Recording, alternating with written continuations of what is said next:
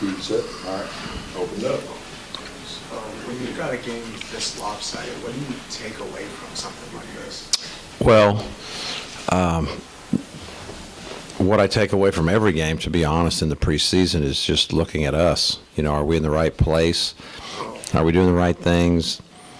Do we have the right recognition? Do we have execution? Do we have spacing? I mean, the things that hold up. That's all I'm looking at. And obviously, you know, we had them outmanned. They have a young man that's arguably a draft choice that's not playing. You know, we didn't obviously know that, but he's a great scorer. And you know, he was not able to play tonight. I think he may play next game or the game after. But you know, I have a lot of respect for their coach. I've known him a long time, and if you look at what he's done there, it's pretty incredible, really, in a very difficult situation. He's a great coach and got a very, very young team, and you know, so it was totally in our favor. But our big deal going in was we got to put two halves together of really, really good, solid defense. We have not done that. We've played two great halves in our first two games. But this one we played, I thought, tremendously defensively the entire game, and that's really that was our main focus going into it.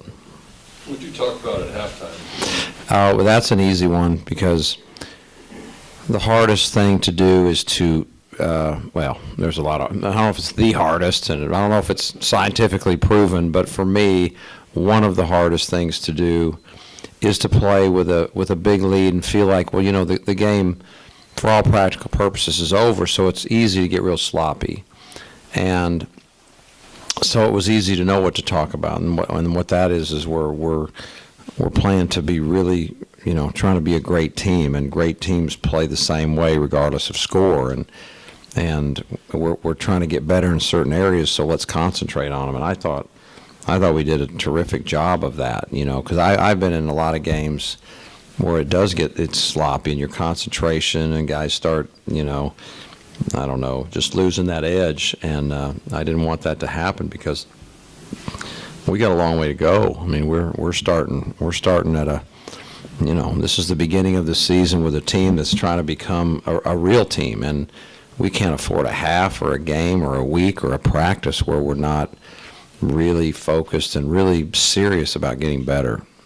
This is the first time that Ben and Jimmy haven't had to deal with first half foul trouble. How does that help in being able to play? Yeah, how about that's a great question. How about if no one's in foul trouble, then it allows, you know, it's such a bonus for the coaches, for me and our staff, and particularly with our numbers, you know, and we started the season with 9, and of course with Okoye out, that's a big loss because, you know, not just because 8 is the number, but because now we have just two what you would call, you know, big players, if you want to call them that, although they're very skilled, but and they're both freshmen, and so, you know, they're learning the defensive side of things at a different level than they're used to, and they're doing a terrific job. But to have that one more, and Okoye is our longest, biggest guy, very experienced, very bright, and to add that to the mix of 9 would be fantastic, but we don't have it. So fouling, like, how about last year? We could never foul, you know, and it was really, there was the most amazing thing I've ever seen, that our guys almost never fouled and played the kind of defense they did. We have to be much like that, and we're having to do that with 4 freshmen who are just learning even, you know, where to be, and they're doing great. They really are. I'm really proud of them, but they're not playing like senior would, you know, but then how could they? So that's why we had to play a second half with discipline and concentration. That's why our practice Friday's got to be great, because we have to keep moving. We're certainly not where we're going to need to be. You sometimes hear coaches, when they come out on the short end of a lopsided score, refer to burning the film, and maybe the coaches would watch it but not even to show it to their players.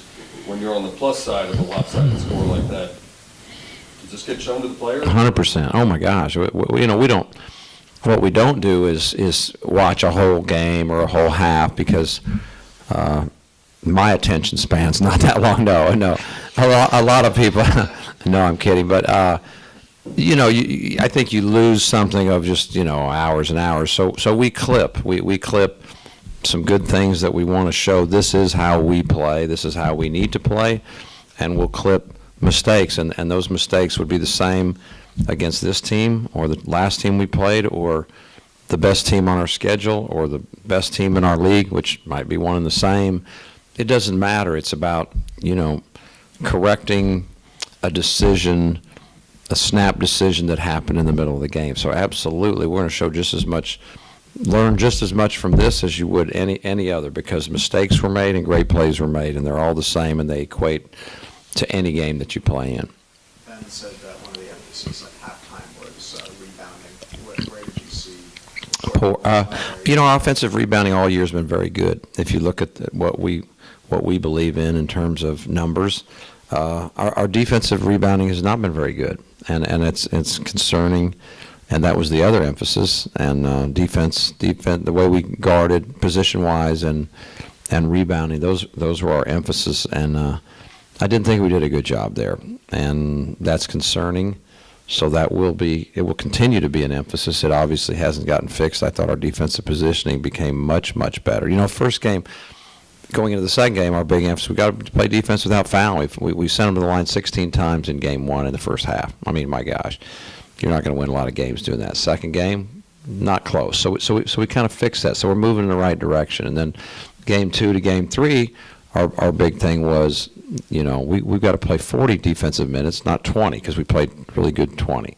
And we did that. And our other one was our defensive rebounding is not good enough, and we didn't get that fixed. So that's guess what? That's Friday, and we're gonna keep on that. And of course, that's not the only thing we need to get better at, but it's glaring to me, but it's very fixable, and I have a lot of faith in these guys that they'll get that done.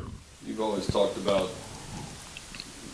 the concerns you have going into games, whether it's something your team needs to improve or something about the opponent that concerns you. At some point in the second half tonight, you looked almost relaxed. Were you?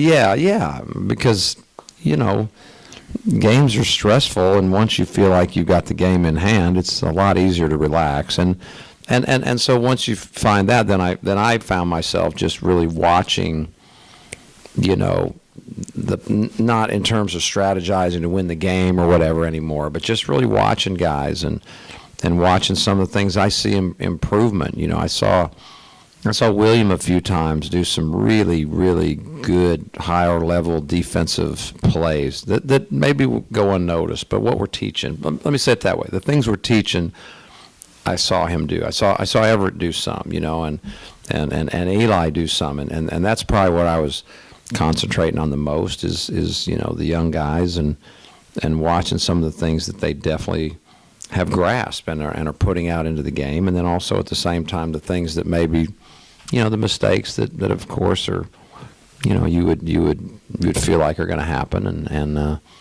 so I was watching for that too. Anything else? With the young guys, keeping them sharp and focused and attentive, is that more on you and your staff or on Shake and Jure and Ben? I think both. I think both. I think it as long as, because definitely all coaching staffs across the country are trying to keep everybody focused all the time, but it sure means a lot more when there's guys in your locker room that back that up and that understand the bigger picture, that have that maturity of how important every day, every play, every word, every thought, that has to all be headed towards something. And sometimes when guys are young and or immature, and I'm not calling our guys immature, but they just don't get it yet. It's a little looser in their mind, and so it's really important to have guys like Goo and Jure and Shake who are they're gonna back up our message. They believe in it. They believe in our culture. They believe in what has gotten us to this point, and so they're fantastic that way.